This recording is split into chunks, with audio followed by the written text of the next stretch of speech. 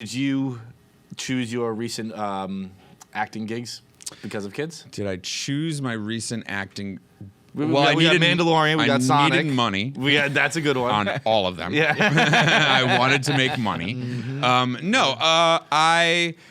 I think I'm getting older, honestly, and as you get, definitely are. Yeah. Although sometimes in Hollywood you can kind of sustain a certain age for a little bit. Suspend that, yeah. Because Galifianakis has been the same age the whole time. Sure, Paul Rudd is. Of course, you can like do it all. But I think, as I said, and in my personal, I'm just like a little older now, and so the roles that I was doing, which were kind of maniacs or life of the party type shit. I just am a little older than that, and people, I think, they want to see me do what I do most of the times, just like take care of kids. Yeah. Which sucks. It's the fucking worst, man. It's so bad. Well, even like the Mandalorian, you're not exactly taking care of a kid. Well, that's how I take care of kids. You gotta know what's up. Kidnap him, throw him. In that role, were you like, Favreau, can I take the helmet off? I no, but I did ask. I did ask. To be totally candid, I hope this doesn't get me in any more trouble. But when they first started talking to me, I was like a little bit like, well, does that mean I can't do anything else in Star Wars now? Like, like you've already, you're that guy now. Is this it? And they were like, no, we won't see your face. And I was like, dope. Yeah. So you still, you can be like the lead in the next one. It probably won't, but yes. Well, if something were to, or if I wanted to do one, maybe, like, I don't know. We'll see what happens. They do that a lot, right? Where wasn't the rumor with one of the earlier, newer trilogy ones where like, what's Bond again? Fucking Bond? James Bond? Yeah. Daniel Craig? Daniel Craig. Mm-hmm. Wasn't Daniel Craig? He was one of the. He was, and in one of the early ones. Yeah, they do it sometimes. And it was so funny. And when it was explained to us, and Taika Waititi directed it, and like, Jojo Rabbit was amazing, and I've loved his work forever. And so I, was excited to be directed by him. I it was like like Taika directed that. Yeah, so it was like, it was something you couldn't, you know what I mean? It was like, and we were there for. It wasn't like a 1 hour thing. Like we were directed by him for a good long chunk of time. Like we got in there and we're doing it, and like you can't trade that. Yeah, you know? no way. So he was whatever you say, I'll do.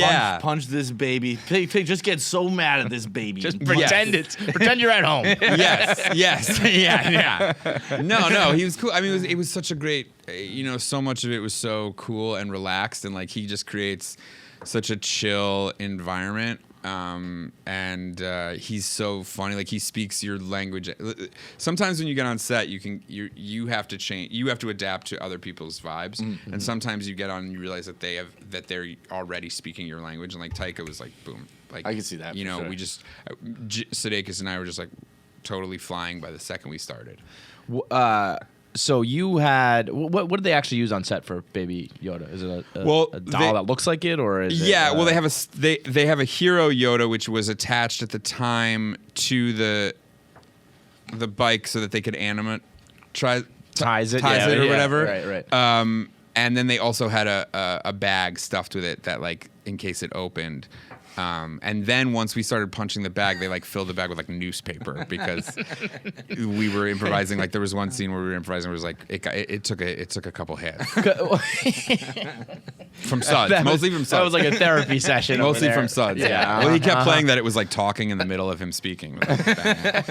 Did you know like what Baby Yoda was going to be? You guys all kind of had a feeling like this is going to be a fucking cultural phenomenon. I love Star Wars. Yeah. And I remember when Favreau, like, I had to do some other scenes in The Mandalorian because they're really cool about it, how they track their characters. And my Bike Scout shows up a couple times if you go back and watch the series before that episode to track where Baby Yoda is. Mm-hmm. And so I had to do those days on, and shoot them because they don't.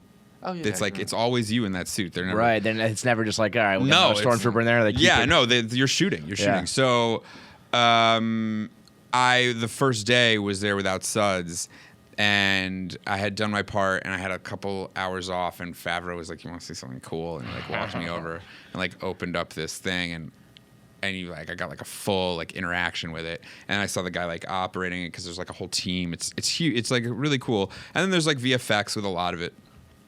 But because I like Star Wars, was like, oh my God, that's like Yoda has a baby, like that's. And I tried to keep it a secret, but told everybody. I was gonna say, I feel like you were in an inner circle. Of course, yeah. I told my inner circle, and my inner circle, like, I don't think they got it as much, like, because you don't. Imagine someone said to you "Baby Yoda" before "Baby Yoda," you'd be like, it sounds like a punchline or something. So it is literal. But think about fucking throwing a copyright on that?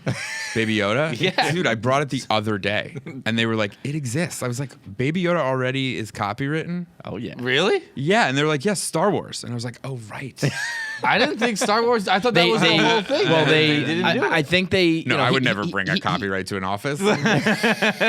So much work. So much legwork.